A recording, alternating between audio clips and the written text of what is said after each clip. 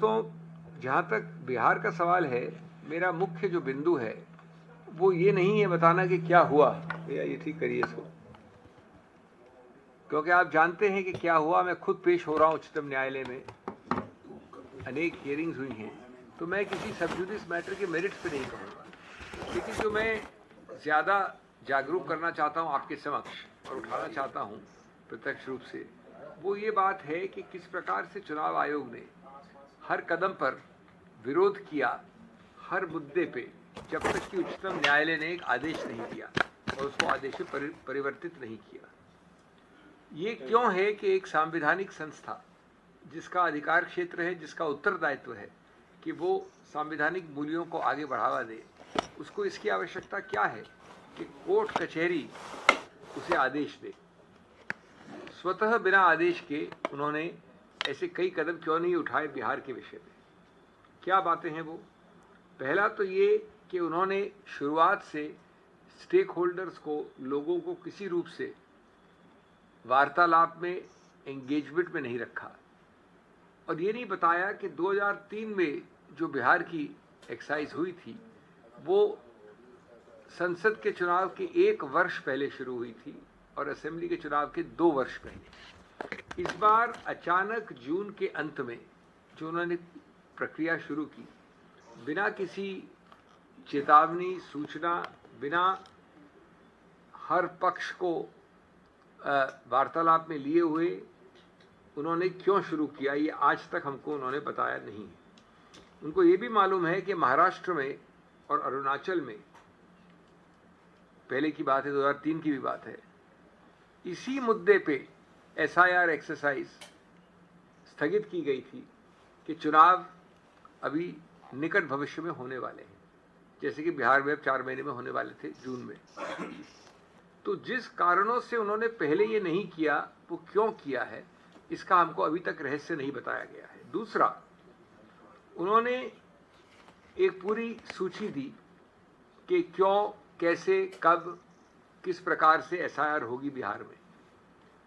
उस सूची में बहुत सारे दस्तावेजों के नाम लिखे, और रोचक है कि उस दस्तावेज का नाम लिखा ही नहीं, उसको हटा दिया लिस्ट से। जो सबसे ज़्यादा प्रचलित है, सबसे ज़्यादा प्रमाणित है, आधार। ये भी एक बहुत ही रहस्यमय बात है। जल्दबाजी में जो जनगणना होगी, लोकतंत्र की नींव उससे कमज़ोर होगी, इस बात का ध्यान नहीं रखा। आधार से जुड़ा है हर घर, हर द्वार, फिर भी आयोग क्यों कर रहा है आधार से इनकार, इसका जवाब भी नहीं दिया उन्होंने। राशन, पेंशन, टैक्स में आधार है स्वीकार, तो मतदाता सूची में क्यों है इनकार? ये अब जो हुआ उच्चतम न्यायालय ने कहा, उसकी बात नहीं कर रहा हूं मैं उनके रवैये, उनके रुख की बात कर रहा हूं। तीसरा बिंदु यह है कि जब 65 लाख वोटर प्रस्तावित हटाए गए, तो उस वक्त उन्होंने कोई कारण नहीं दिया, और उच्चतम न्यायालय ने आदेश दिया, 4 आदेश उच्चतम न्यायालय के, 10 जुलाई, 14 अगस्त, 22 अगस्त और अभी हाल का 8 सितंबर। जैसा मैंने कहा, मैं भी उसका अगुवाई कर रहा हूं।